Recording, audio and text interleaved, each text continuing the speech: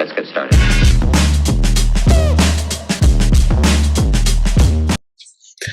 Hey everybody, welcome back to this week's episode of Texas Narcos podcast. Today I'm very excited to welcome a special guest, Nick Jackson. Nick, how you doing today? Doing pretty good, brother. How about yourself? Oh man, I'm making it. Just got done with the holidays, or one of them anyway, so trying to get stuff together, Same here, man. Yeah, just got back from Atlanta, saw some family out there, and just got back from teaching last night. So, man, holidays is here. You're burning the candle at both ends. You've been busy with those classes. I've been very busy. Yeah, man. I've seen you on the social medias. You're killing it. So we'll get into that here in just a second. But I'd like to start out first just to give you a chance to talk about yourself a little bit. Where'd you come from? How'd you grow up? What got you into law enforcement, that kind of stuff? Yeah, man. So grew up, born and raised, Washington, D.C., majority of my life. Got a little older in my preteens, teens. I went down to Georgia for a little bit. Didn't really like it down there too much. Went back to the DC area, went in the military, and was a U.S. Army infantry guy, and had a good time out there, man. And most of my time I spent in Vicenza, Italy. I was airborne, jumping out of perfectly good airplanes. Oh yeah, good stuff, man. That's awesome. Did you do any sort of overseas deployments and stuff? Yeah, man.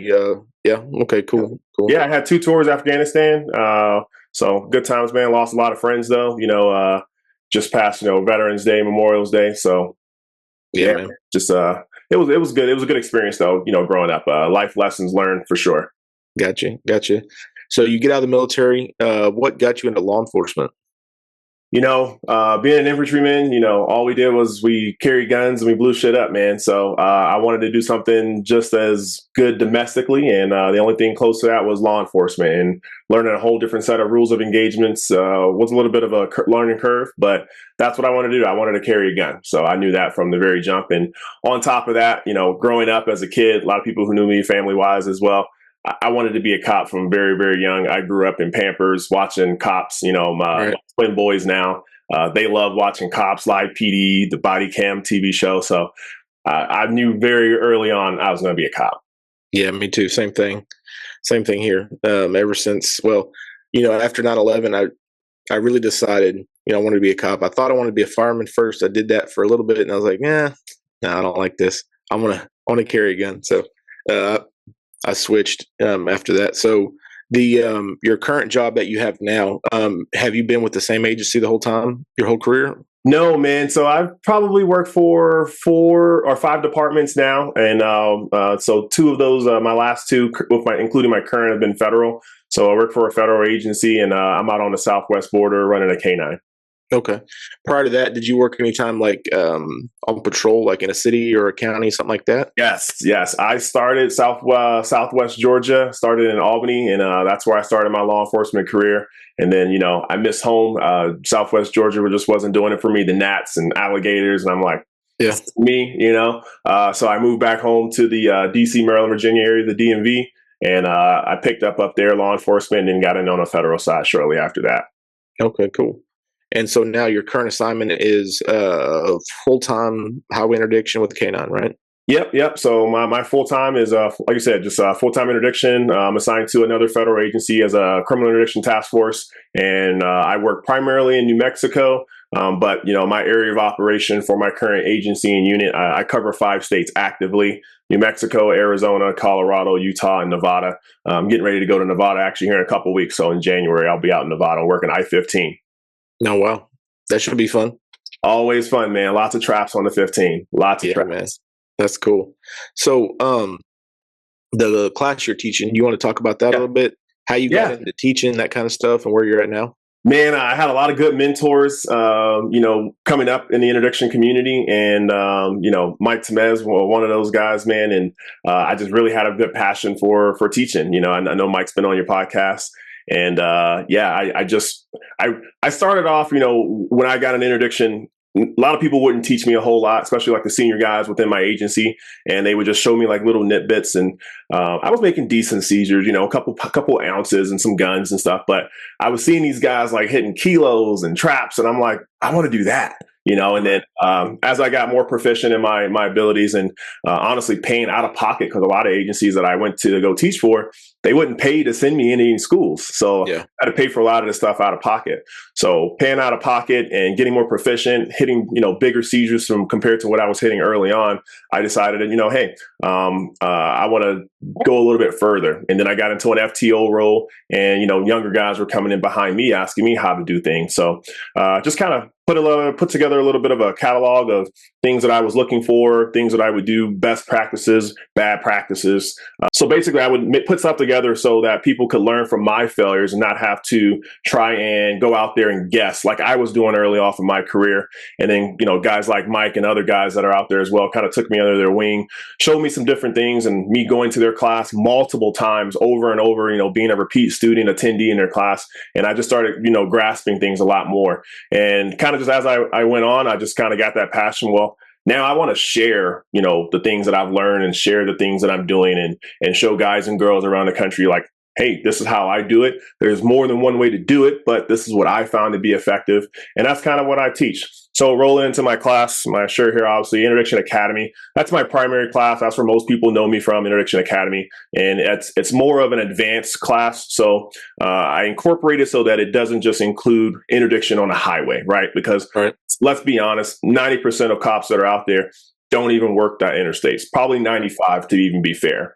So with that being said, I try to make my class designed for city officers, rural officers, county guys, and highway, of course. That's primarily what I do is highway.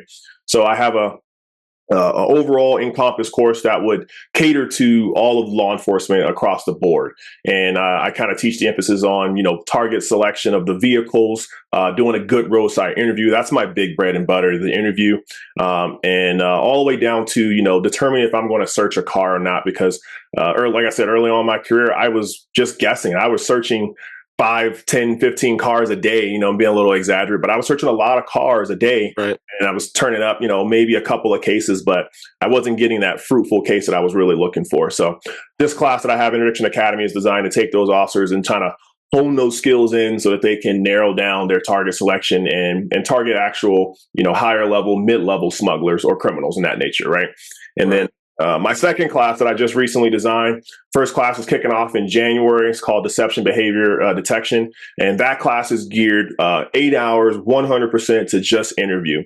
And a lot of people ask me, like now, hey, why did you search that car, but you didn't search this car? And I said, well, the interview, there was deception present during the interview that I felt, needed to be further investigated, asked additional follow-up questions, which then led me to asking for the consent to search the vehicle versus the other stops that I made. They didn't have any deception behavior analysis, and there's no point in searching a vehicle where there's no deception or other factors involved that would show me that there's criminal activity in play, right? Because our job is not to go out here and just search cars. And if you search cars, we want to make sure we're searching the right cars. And that's what my deception behavior detection course is geared to.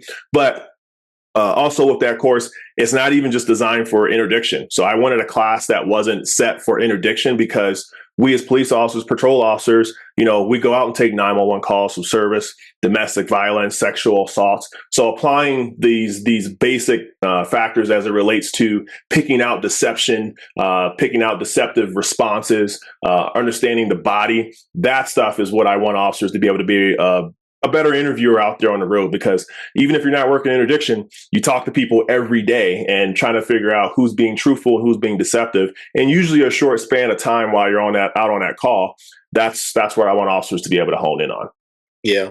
That's a really good point, because I think a lot of officers, especially the guys that are pretty, just getting into this, they can stop a car. They can pick out a car. Okay, I want to do this car because they did this behavior, whatever. I think this is a good car to stop. But then they could stop 10 cars a day and they're spending their whole shift searching cars.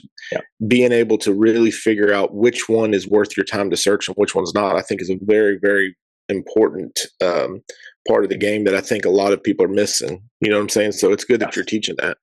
Yeah, and again, and I know there's a lot of great instructors out there doing the same, but I tried to emphasize on a lot of my failures, and because I don't want guys and girls out here wasting their time trying to learn the game, trying to learn how to go out there and catch mid-level, high-level criminals, and just playing the guessing game. Because honestly, a lot of people who can't make it to training, that's what they end up doing. Back at their respective agencies, they're out stopping a lot of cars, like we said, and they end up searching these cars, and then they don't find anything, and then they don't find anything. Typically, what we see happen is they go on social media and they say, "Hey, I just stopped this car. This is what I saw. I searched the car. I didn't find it. It must be a trap. Where's the trap at?"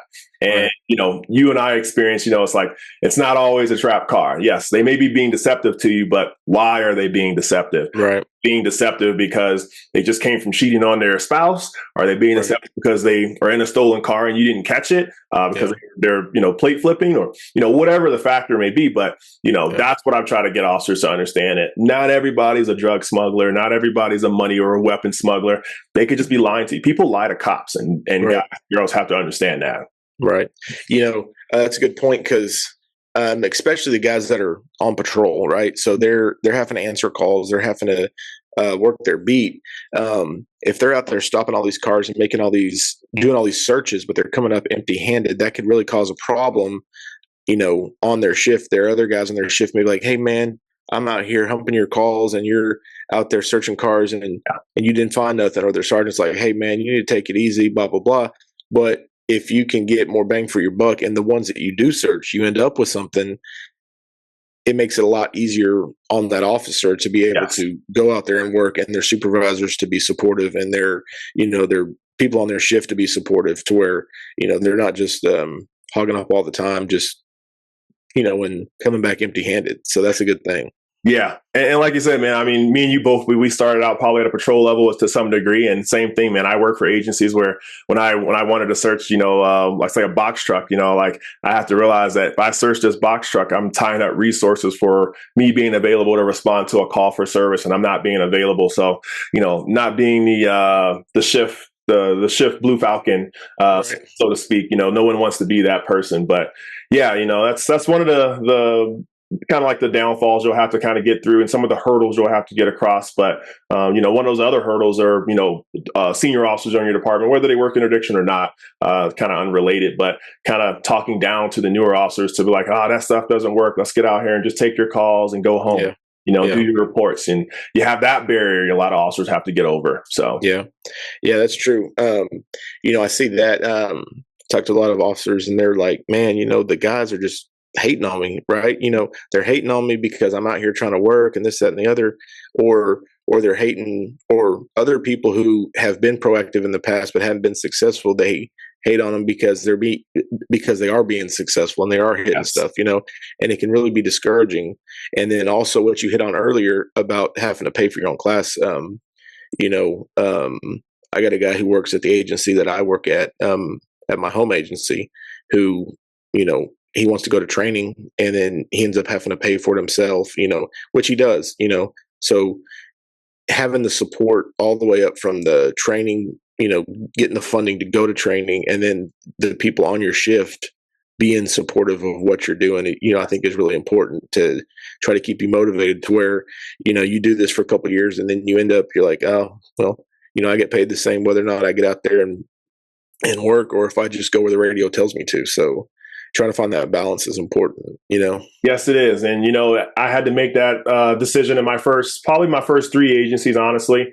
They were not very proactive, me going out there, and I was a big DWI Nazi. For those that really know me, like, I've kind of turned my niche from DWIs to interdiction. That's just kind of my passion now. But, going out there and getting DWIs, and then the supervisor having, in certain agency, they had to stay over, they had to supervise and close out the report because the courts wanted everything done, like finalized, signed off and everything. So then the supervisor gets holed up, and then they're frustrated because you went out and you were proactive and you got a DWI, and they have to review your report to sign off on it, to go over to the DA's office.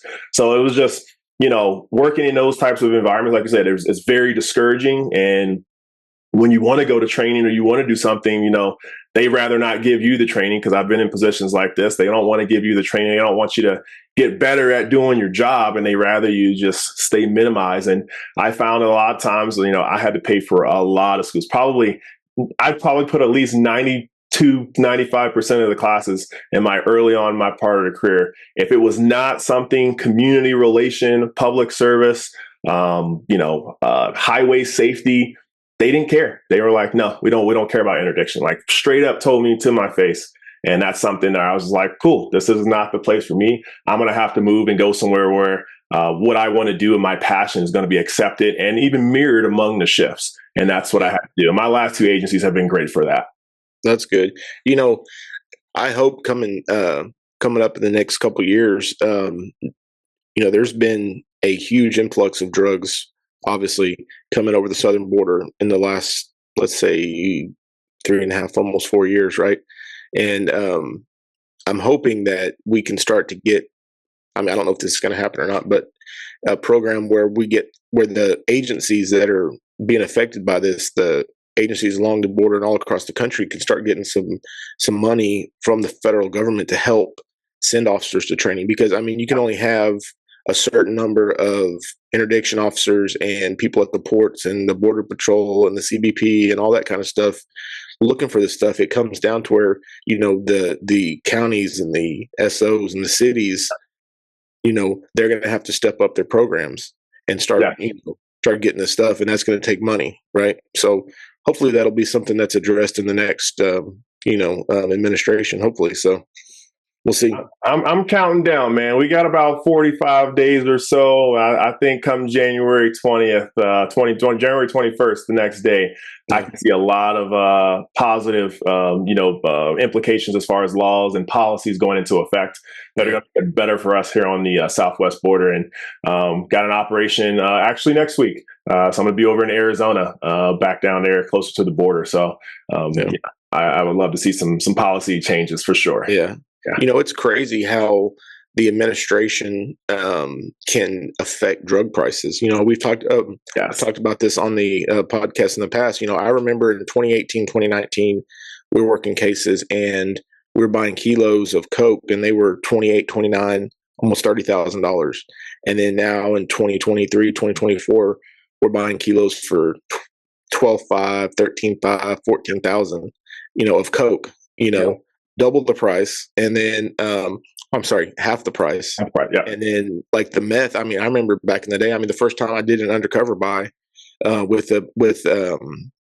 I was buying ice, I paid point for point. I mean, I bought 0.3 grams for $30, and that was when a kilo of meth was running 10 grand. And now, a kilo of meth, if you're spending more than $2,500, you're getting ripped off. Yeah. Now, this is in Texas. Obviously the people around the country, going to have different prices, but everything was so expensive in that time period compared to what it is now. And it's just supply and demand. It's crazy to think, the stuff that we pay for, our gasoline, our groceries, everything else that we buy is way more expensive now, but the drugs are dirt cheap. There's only one common denominator there, and that's what's going on in Washington, the southern border. So I call it the open border prices. Yeah. When there's open border and they flood the market, you can guarantee the prices are going to drop dramatically. And, kind of on that same topic, like right now, especially like out on the road, we see a lot of human trafficking. Me and my Julie and Armijo, we stop probably 4 or 5 cars early on in the morning and we get up there and there's bodies. They're just packed on top of each other and piled in there. And that, as I definitely going to see an increase of that. I see that being a definite need I see that being a definite necessity for 2025 with them trying to get that last little bit of flood in before we start seeing a decrease in actually body loads. Right. Yeah. That's the thing over here. I've heard stories of the state officers out there working, and they'll stop a car with a bunch of bodies in it, and the driver will run, right? And they'll catch them. But all the people that are in the car have already been processed by Border Patrol, and they've already been given their paperwork. They've already been given their stuff. I guess they call it like a parole status or whatever. So the people themselves have already been processed, and they're not illegal per se, processed, right? But the guy's still running, and so the guy goes to jail for running. But it's just It's crazy. So Yeah. And you guys have that over there. And I know we have that southern New Mexico, but kind of like mid New Mexico, like Albuquerque and north here. If we stop them, they pull over, they smile. Where are you guys going? Oh, construction. Like, who yeah, are they? My friends, what's their name? I don't know. yeah, That's the immediate MO that we usually see for the human smuggling. yeah, yeah. Um, so on the same topic, I guess, what kind of stuff are y'all seeing currently? Obviously, the fentanyl is a big thing right now. So are y'all seeing a lot of fentanyl coming through on your interstate? And Yeah. So I'm actually next week. By the time this post, it won't even matter. But next week, I'll be in Arizona. I'll be working on the 87, which is like coming up the back way from Phoenix, going up through Payson, which pops out at like Holbrook, and then you have I-40. You can go east or west. So I'll be working on the 87 next week, and typically a lot of what we're seeing is fentanyl. Like you said, fentanyl is like a big thing. So it's not uncommon to come across what we call suicide loads, and they're just literally throwing duffel bags in the trunk. Man, they're not even hiding it. It's wow, just the quantity of it is just kind of like amazing. Like to see initially, like probably about 3 years ago, that's when we started seeing like 100,000 fentanyl pills, 200, 300,000 fentanyl pills. Now that's kind of like a norm for us to see. One of our partners on our team earlier this week, he hit a load of fentanyl coming to Albuquerque. mm, A lot of what we're seeing now is, I'll say in the last probably 30 days, our team primarily here on the 40, we are seeing more dope coming out of California than we are Phoenix. And mm, I think that has a lot to do with a lot of the border wars. So El Mayo getting arrested, the right, cartel wars over in Sinaloa right now. I think that is kind of, in my personal opinion, right? And in some of the briefs I've read from the border stuff and DEA stuff that comes out, I think a lot of the wars are kind of slowing down a lot of the stuff being imported around the New Mexico, Arizona ports of entry. But California, they're getting flooded. So what we're seeing is we're seeing a lot of dope from California, San Diego, LA, Riverside, Victorville, Bakersfield. We're seeing hard dope coming out of those areas being trafficked more than we are typically the Phoenix. But before, like you said, with depending on the policy and who's in DC, I think is going to affect a lot of stuff that takes place on the border. And then obviously right yeah, now, wars. But yeah, we're seeing a lot of fentanyl. Coke, I put it number 2. We're starting to see a big increase on coke. Heroin, hit or miss, man. And yeah, if you do see heroin, usually it's mixed with fentanyl, or maybe like 2 or 3 bricks of heroin and a mm, brick of fentanyl. And yeah, obviously they're using the fentanyl to chop it up and then mix. right, But yeah, I'd probably put coke for sure right behind fentanyl. We've been seeing a big increase. Julian, he hit a load like 23, 24 kilos on a car hauler. It was a floor compartment, if I'm not mistaken. So he had a floor mm, compartment that was going up to, I think, Michigan, like Kalamazoo or something like that. yeah, But yeah, we're seeing a lot of coke right behind fentanyl. So that's yeah, huge. And then meth. I'd probably put meth third. Meth and coke, I think, are probably going back and forth between second and third. But those are the yeah, top. yeah.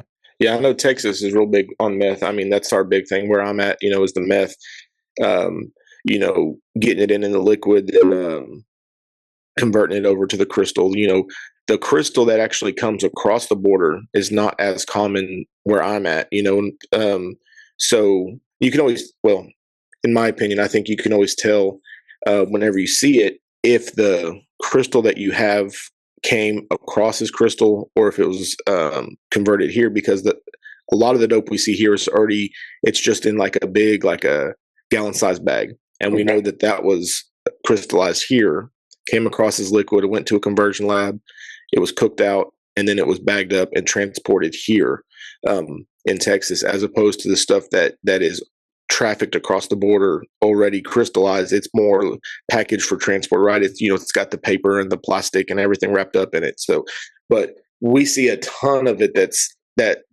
is converted here. A lot of it goes to Houston and Okay. then gets converted out, and then there'll be a lot of change in direction where the dope is actually going west because it's been converted in Houston. Now it's being trafficked elsewhere. So the dope goes east or north doesn't really apply here. Where I'm at in Central Texas. So it's just kind of a different thing. But how much of the powdered fentanyl are y'all seeing as opposed to the pills?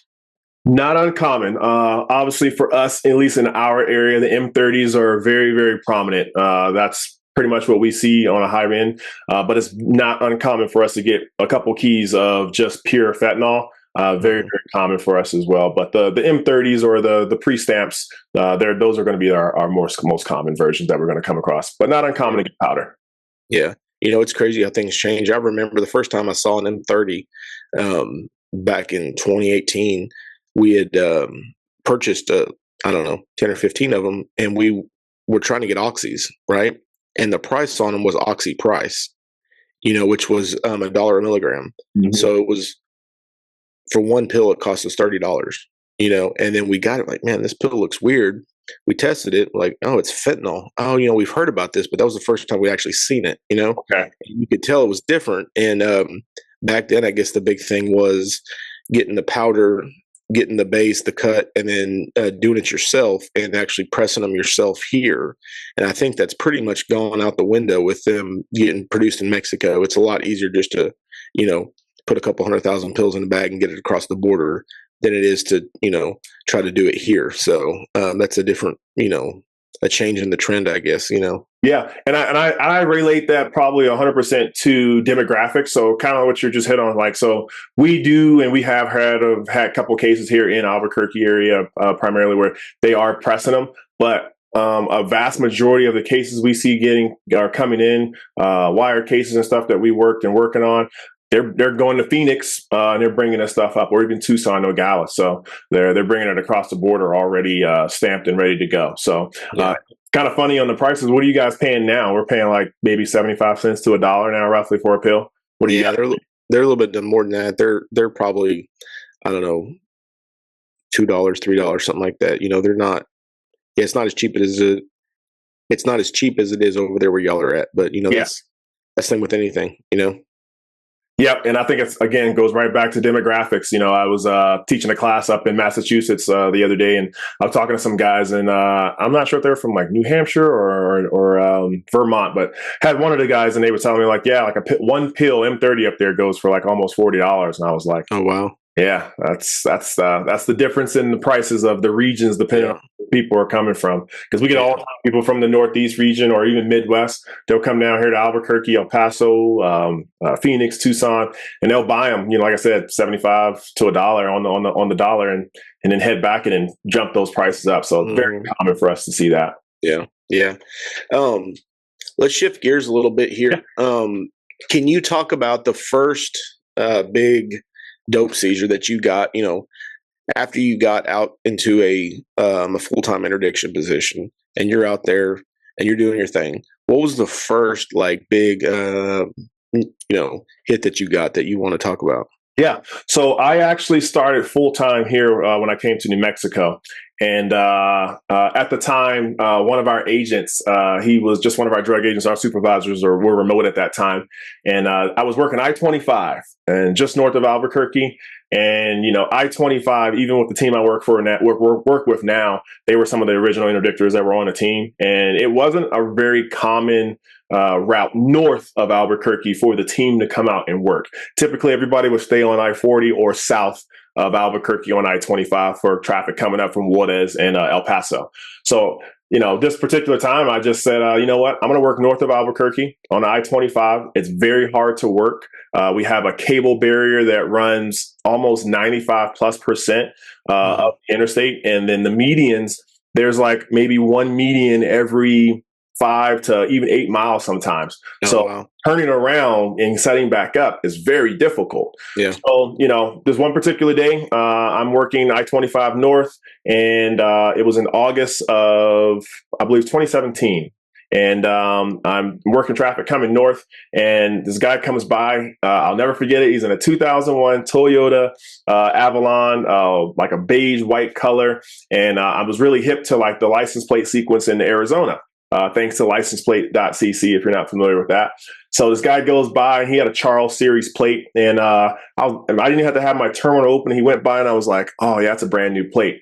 Right in phase 1, phase 2, he went ahead and jumped over, changed lanes. So when he came by me, he was in the number 2 lane, and he was just locked out, man. I was just like, yeah, this is going to be a go. So I pull out, get my probable cause, put him on the shoulder. I go up, and I learned this from Sean Pardesi, when I went to his class talking about registrations. And I saw something on the registration, and I saw the vehicle had been registered 3 days prior before the traffic stop. So, all right. So I go up, I make contact with this driver, and he tells me, he's going to go see his pregnant girlfriend up in Denver, and asks him for all his documents. He gives me his license, his registration. And I'm looking at the registration, and I'm like, okay, he just got it registered 3 days ago. Not a big deal. He gives me the insurance. I see it's registered 6 months prior to the date of the traffic stop. So I'm like, Mm-hmm.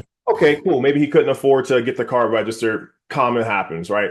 So I bring him back to my car and start talking to him during the enforcement action. I'm like, hey, man, so when's the first time you found this car? He's like, oh, I found it like 4 days ago. I just got it registered 3 days ago. Cool.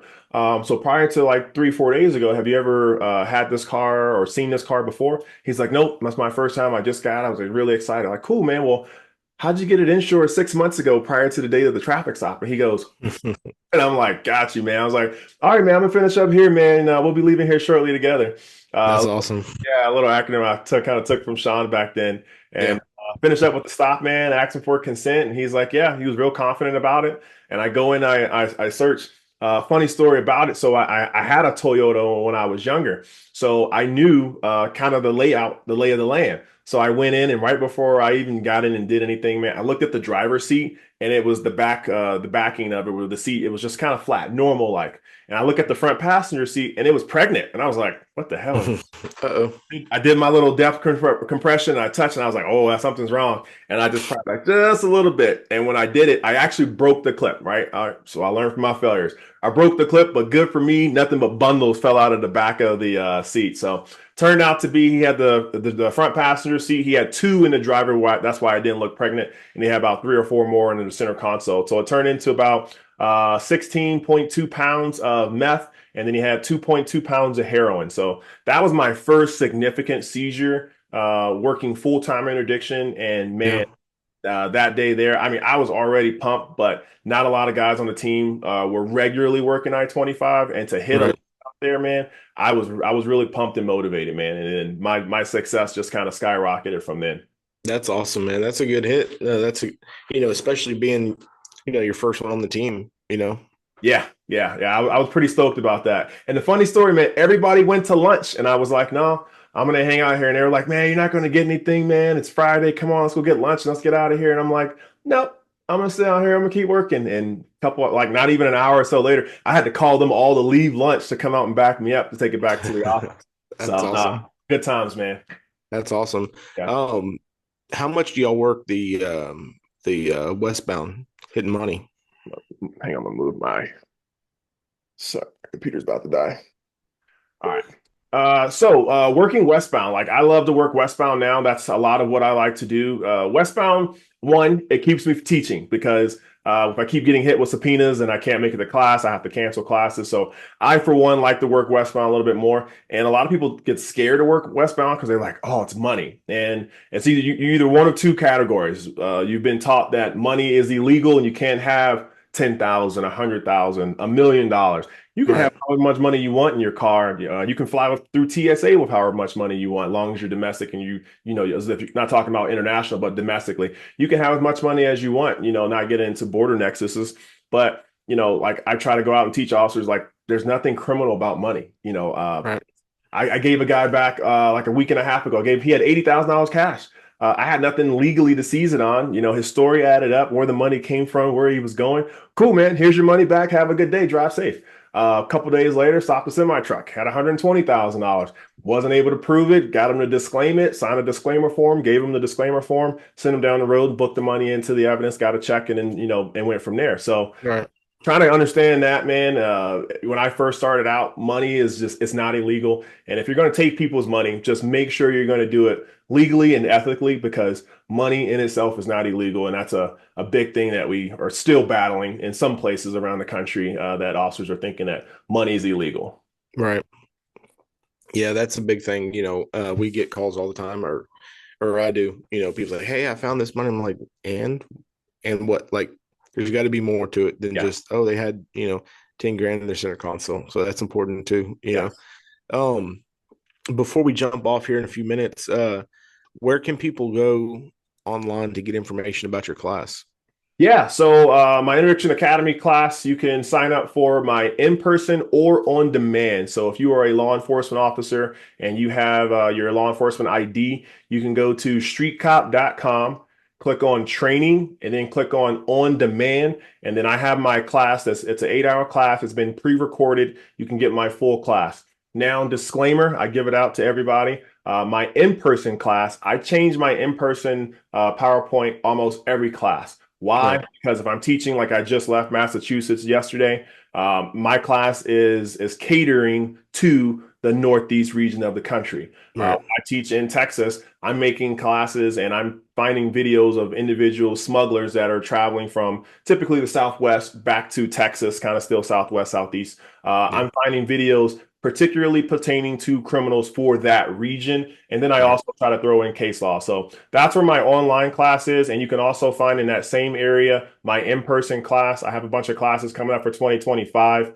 And then my secondary class, deception behavior detection, that class is also available on streetcop.com. And again, click on the training and then you just find your location and then sign up. I get a lot of questions about my deception behavior analysis, excuse me, my deception behavior detection class. And that class, I am going to pre-record it in 2025, probably around summertime until I fine tweak it because it takes a lot of time to make those videos high quality for you all. But Yeah. I'm available in person for 2025 for sure. That's awesome. And I will put a link to those down in the video description here. We're just about out of time for this episode. We will definitely do this again and get you back on here. Um, is there anything that you want to tell the officers out there, especially the young guys that are out there trying to work, or even the older guys that have, worked in the past that have, kind of gotten comfortable and, just kind of chilled and relaxed and not really doing much anymore to try to motivate them to either get started again or to stay with it and just not get discouraged. Yeah. So I like the word motivation, but honestly, motivation, you can only motivate someone or yourself so far. So, two things on that to answer that question. First thing, consistency. In this game, you have to be consistent. I'm fortunate enough to, excuse me, I'm fortunate enough to make my own schedule to where I can wake up, 3, 4, 5, 6 in the morning, go out and work my 8 or 12 hour shift, whatever I'm working at that day or week, and I'm able to kind of mix it up, right? Because we deal with individuals who are always, they know what we do, they know where we like to sit, they know where we roam, that type of thing. Mhm. So I'm trying to keep the criminals on their toes. You have to be consistent in it. You have to be consistent about, going out. And it's okay that, yeah, you may have stopped, however many cars, and you may have searched one or two and didn't find anything. You may have had a really good one and you didn't find anything. But being consistent every day, every traffic stop, every contact, even if it's not a traffic stop, a consensual encounter, you got to be consistent and you can't get lax on it. You can't. There's no easy way to do it. And on that same note, consistency. When we make contact with people, you got to get drivers out of the car. Time and time again, guys will go get training, whether mine or other places, and they'll go up and they'll make that initial contact,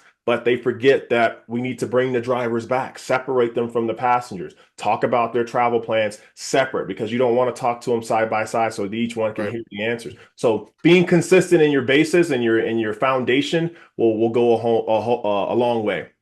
Secondly, the last thing I'll leave you with is, officers need to make sure if you want to take yourself to the next level, and most officers do, right? They're like, hey man, usually the message will start off or contacts will be, hey man, I work in this small area of town. I'm getting a couple of guns, I'm getting some grams and ounces.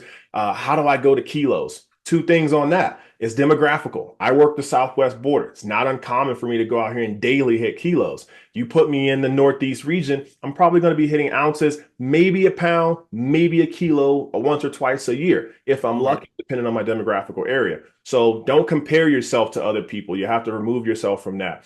But if you want to take yourself to the next level, this is where a lot of officers kind of fail right here.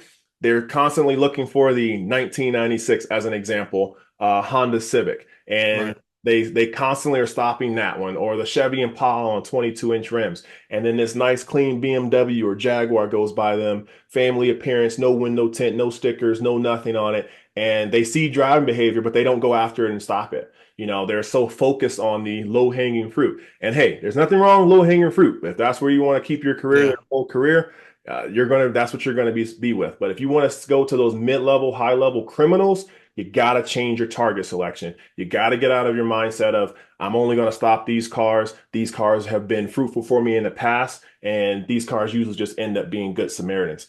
Majority of my high level criminals have no criminal record. Right. Really good careers, drive really nice cars because they don't attract law enforcement. So I'll leave you with that: consistency and change your target selection. And that is how you'll take your career at the beginning to the next level.